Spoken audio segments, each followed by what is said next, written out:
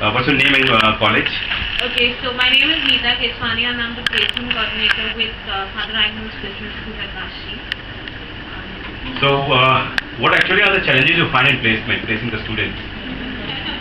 There are a lot of challenges with regards to placements. One is meeting the expectation of the students and understanding the expectation that the industry has and the industry leaders would have in terms of the skills that are required from the students. So there is a huge skill gap that we come across when it comes to placement. That's the biggest challenge that we face right now.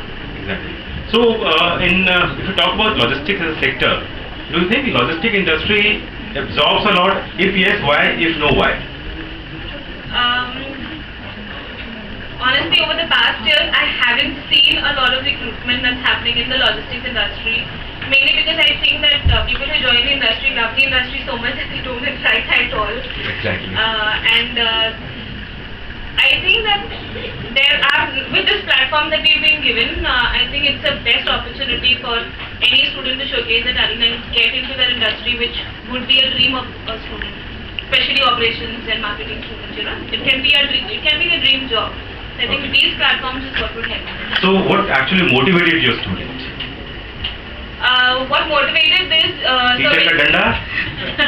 There was no pressure at all that came from the college to the students.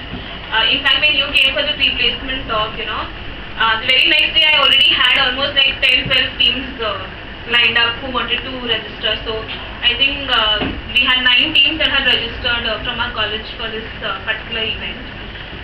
There was no pressure from the teachers or the faculty at all. It was completely their initiative. As you said, you have seen very less logistic companies recruiting people. Are you aware that there's a huge manpower crunch in the industry? No, I'm really not aware about that. So I would want to understand now that why is the recruitment that happens very limited in terms of the logistics industry. Thank you.